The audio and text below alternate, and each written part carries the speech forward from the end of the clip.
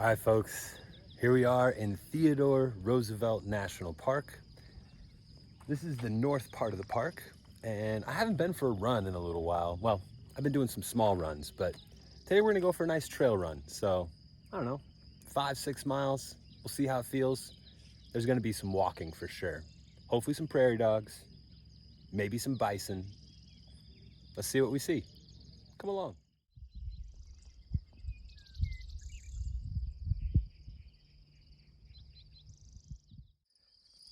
Well, it's absolutely beautiful. It's quiet. The colors in the dirt, the geologic formations. I mean, come on now. Totally different than what I've been seeing. And my eyes are like, what is this? A little cactus with flowers.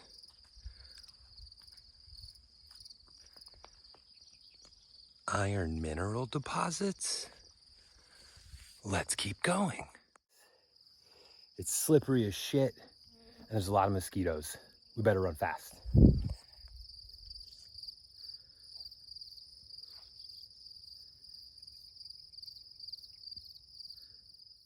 I used to run cross country back in the day. Love that. I kind of like ran myself into the ground. We were doing 40, 70 miles a week sometimes. Making it to state championships. It was awesome.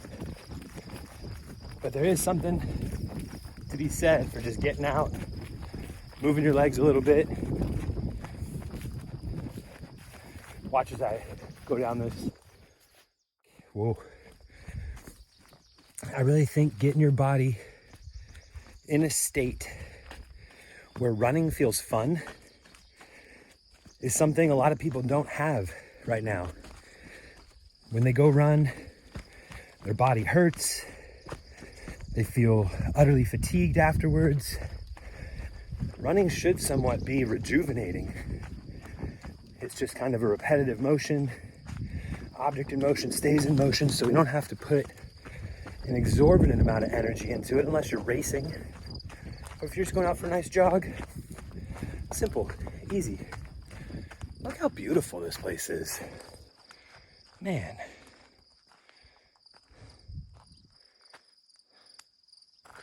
But as I was saying, go out and try to jog. Find a nice place, not a treadmill, not a city street. Go try to find a trail. Go try to find the beach. Someplace that entices you to run. Right? Go play with your dog. But get your legs moving. Get your lungs breathing. Get your heart pumping. Let's go. Well, folks, I don't know who's doing trail upkeep in this park, but it's non-existent. I just romped my way through that thing over there, that field of grass and mud. Probably strained my groin, but we're good. We're gonna keep jogging on this road here and hope we find a trail that's a little better maintained. So let's keep going. This stuff, this is like the muddiest. Look at that, oh wow, it just sticks. And then you go skating and then you fall on your ass. Now, luckily, I haven't fallen on my ass yet. But as I say that, walking along what looks to be, oh, it's actually not too bad. Okay, I thought it was wet, but this looks like somebody was skating to try to get to that post. Oh God. Here goes nothing, folks. You ready? Let's do it. All right.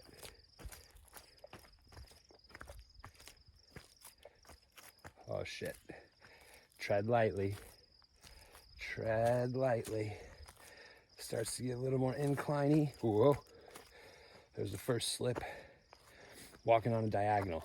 Get a little more edge. All right. We made it. Look at this. Wow. Still slippery. P.S. Just in case you were wondering. Look at this.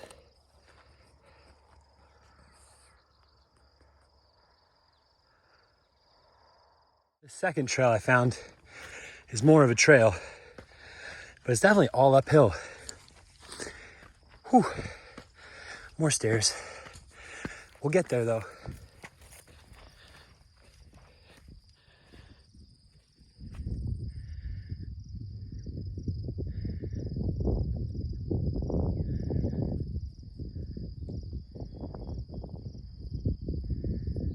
It's like its own Grand Canyon of sorts.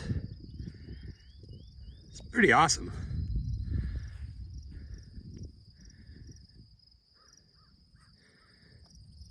I think the gray sky is not doing it as much justice as I'm seeing. But in pretty much every direction we have painted canyon walls, green grasslands. Haven't seen any prairie dogs yet, but I'm still hopeful.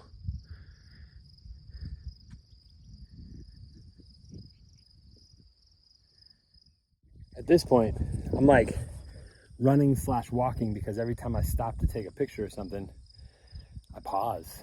I just got to take it in for a second. And I'm like, oh yeah, I was on a run. I should get back to running. But especially out here before it gets too hot, I could imagine later in the day, maybe it being a little hot and sticky. Right now, perfect time for a run. So let's go. I don't really know where the trail goes. It doesn't go this way. Let's go this way. All right, if I fall right now, look at these sinkholes. Look at this. Break an ankle for sure. Watch out now. We're just gonna go nice and slow through here. Make sure this whole thing doesn't collapse on me. Ugh. Oh, what the fuck? Oh shit. Oh damn.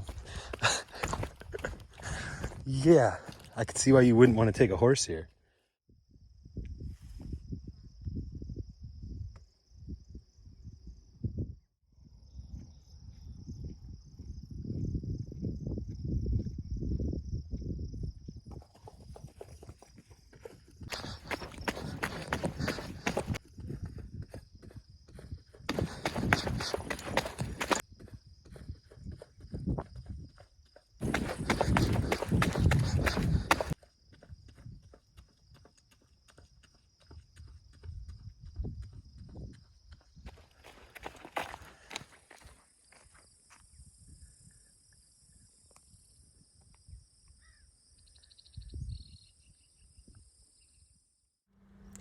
I don't know what it is, but there's some deep lesson to be learned from the next 90 seconds of this video.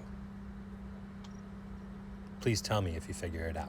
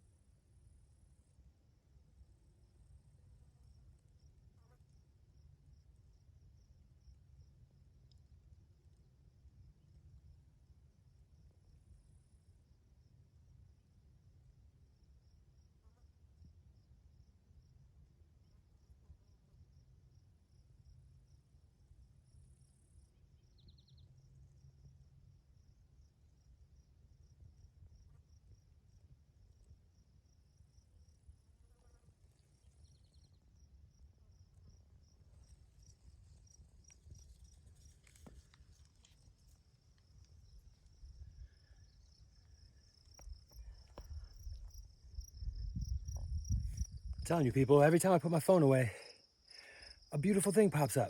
This trail, totally different than all the other parks, so you can't compare them at all. But the beauty, the flowers, the colors, this trail I'm about to run on, it's amazing.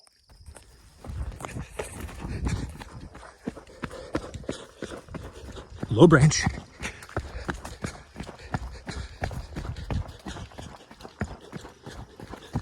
A little muddy. Another big tree. Oh. Hot step up. Hot step up. I love trail running. Oh, watch out. Oh, muddy. Slow down.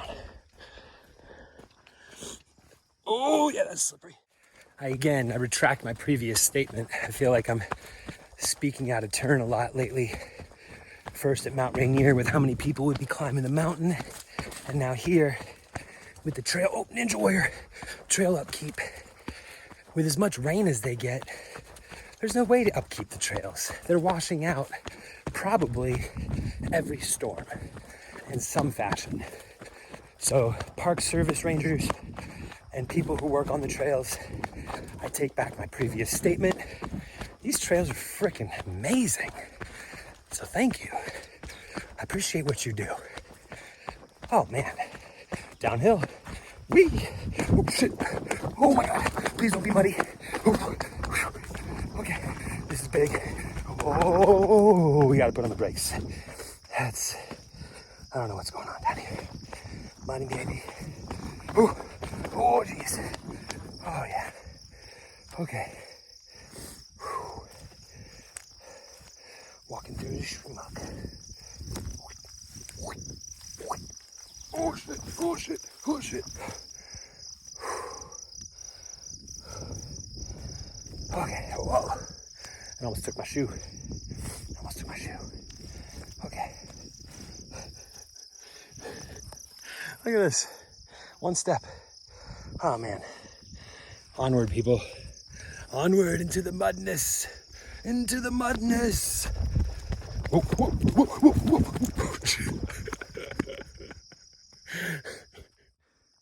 The trail came from over there. So you would expect, oh, look. There's the trail over there. So let's go this way. Running, running, running. Keep them doggies, whoa, muddy. Keep them doggies. Nah, son. Trail doesn't go this way. Trail doesn't go this way. Trail goes this way. Over this tiny little plank. Nice. Here we go. Onward.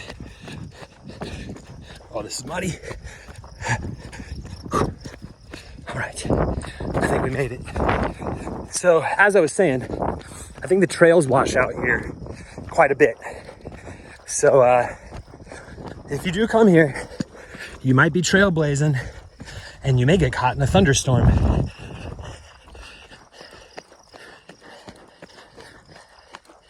All right, back to running. The sign said prairie dog town, 0.8 miles. Prairie dogs are definitely worth 0.8 miles. Let's see if we can cross this river. Y'all should have seen the 2 jumps I did earlier. They were phenomenal. I haven't long jumped in, I don't know, 20 some odd years. Let's see, trail marker. Let's go with the trail marker. Oh, check your watch. Haha. I have a cool thing on my watch. It tells me where the trail goes. I think it goes this way. So, as I was saying, I had to cross this river stream thing earlier because, again, trail washed out. And I had to like run and jump. I had to do it 2 times. And I did it both times. Flawlessly. Execution. Flawless. So, we're going to see some prairie dogs.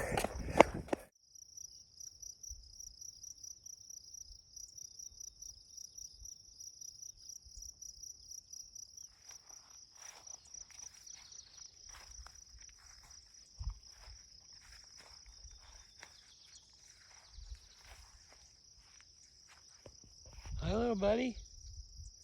Hi.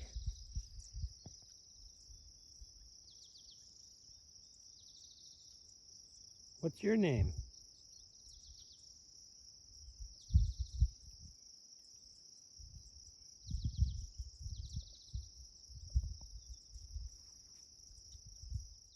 And how about you over here? What's your name?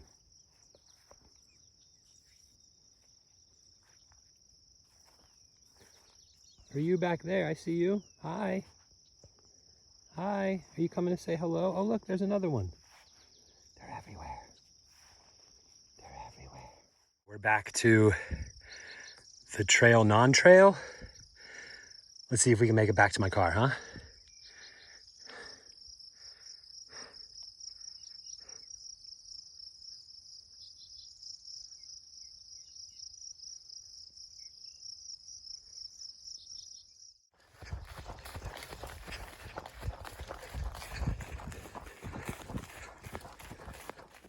The run is complete.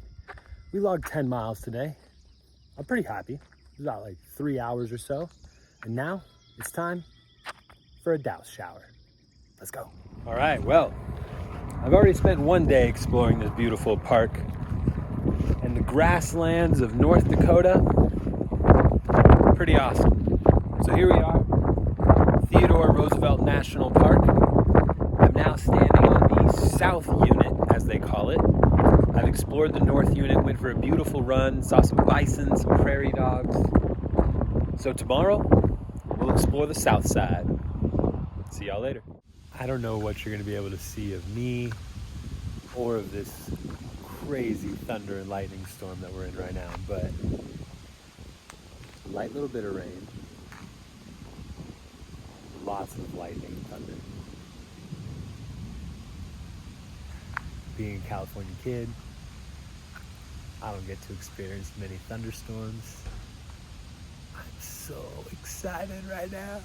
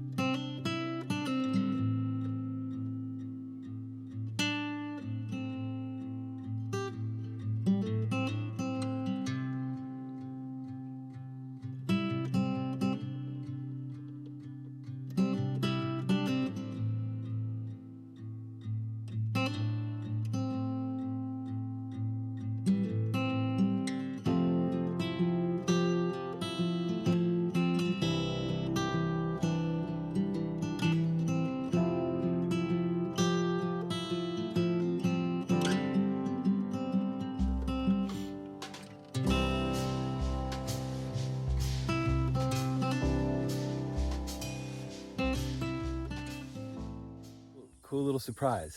I stayed in the south end of Theodore Roosevelt National Park last night. Fell asleep to a thunder and lightning storm. It was awesome. And today I find myself standing in Theodore Roosevelt's old ranch, which actually has a little bit of a somber tale. He came out here after the passing of his wife and his mother, if I'm not mistaken, and he enjoyed the loneliness. He enjoyed the freedom of being out here in the West and working on the ranch with the cattle. And they've worked really hard to keep it this way, preserved. And this has always kind of been my dream, which is like to see things how they were before humans of modern society touched it. And I think this 3/4 mile trail here is going to show us. So come with me.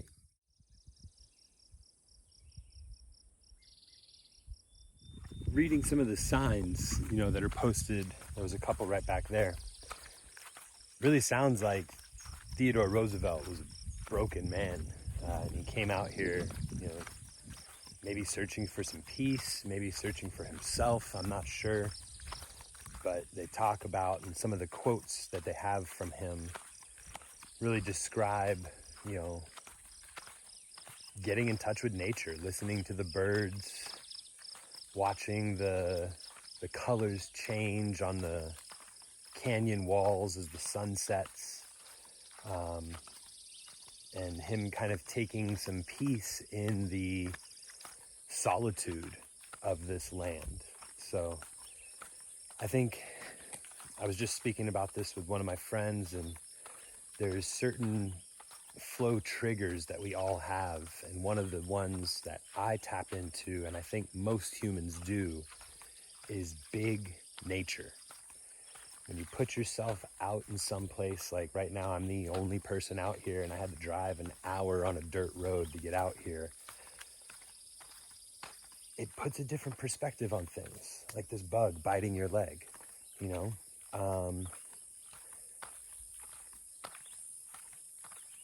You instantly feel like a little grain of sand in the big picture.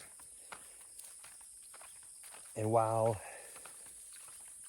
sometimes that can be overwhelming, sometimes that can cause you to feel like nothing matters. You know, the common phrase, no fucks given, is really popular. I think it's time we kind of flip the script. Maybe we should give all the fucks, right? Like, maybe it's time we really start caring for this as our home. Not just our homes, but actually the land we live on. You know, Native American culture, farmers, hopefully people that get outside and enjoy the land, take care of it. But on a whole, as a human society, worldwide, we're failing. Let's just put it that way. We're failing. So let's think, like, what could you do a little better? Could you pick up some trash in your neighborhood? Could you promote, you know, a place of nature to be preserved as opposed to torn down for new buildings? Let's make a stand. Nature can't speak for itself. Sometimes it does, right? Nature talks loud sometimes. But day in, day out, like, we are a part of this circle of life. I think we need to act as if. Maybe try to just fake the funk a little bit, people. It's time to start caring.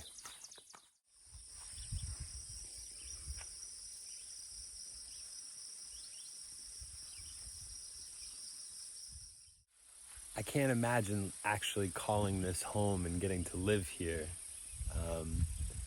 I'll read a quote here in just a second from Theodore Roosevelt, but wow. Such a special place, such a unique little pocket in our country. I've been describing, you know, how Theodore Roosevelt came to this land looking for some solitude, but also enjoyed the ranch life and the nature. And I think this quote here, I'm going to read a long quote, so stick with me.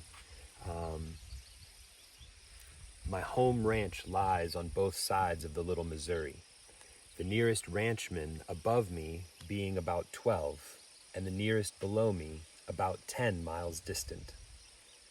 The general course of the stream here is northerly, but while flowing through my ranch, it takes a great westerly reach of some 3 miles, walled in, as always, between chains of steep, high bluffs, half a mile or more apart. The stream twists down through the valley in long sweeps, leaving oval wooded bottoms, first on one side and then on the other. And in an open glade among the thick growing timber stands the long, low house of hewn logs. That's the first one. Just his way to describe these things. I've been at a loss of words this entire time, and how to sit and articulate the beauty of these things. Like, he's got a way with words. I need to go back and use some of my adjectives and descriptors and start coming up with something better than it's freaking awesome. I'll work on it. Finally took my time to read all the signs, and there's some really interesting history here. He had two friends, fellows from Maine, handy with an axe. They came out and they helped build the blacksmith shop, the log cabin house that he had. He had another name for it. But another cool fact or interesting little tidbit is that the Elkhorn Ranch name was derived because on this land where they built the home, there were two wapiti bulls interlocked with their horns locked together. And the common thought here is that they died because their horns got locked together in some sort of battle. And so they called it the Elkhorn Ranch. So here it looks like the foundation potentially, or maybe where the home they built actually was. And he actually had two homes in this property, one on the south end and one on the north end. And I believe this is the southernmost ranch. Ooh, look at this little flower.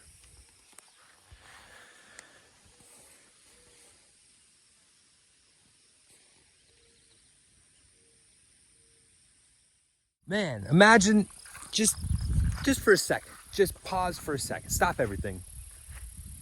Just imagine living out here. Drop the cell phone, ditch that. Maybe, I don't know, maybe learn to deal with the bugs or something. Or just wear pants, maybe pants. I'm wearing shorts, it's still morning time. Damn, they're so aggressive. So yeah, you know, despite the jeans wearing thing, and just imagine living out here. This is gorgeous, absolutely gorgeous.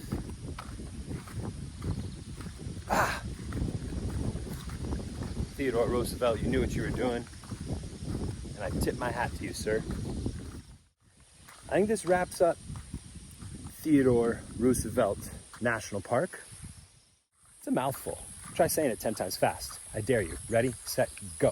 Theodore Roosevelt National Park. Theodore Roosevelt National Park. Theodore. It's not that hard, actually. Theodore Roosevelt National Park. Theodore Roosevelt National Park. Theodore Roosevelt National Park. Theodore Roosevelt National Park. Theodore Roosevelt National Park. Theodore Roosevelt National Park. Theodore Roosevelt National Park. Theodore Roosevelt National Park. Theodore Roosevelt National Park. I think that was 10. Someone fact check me.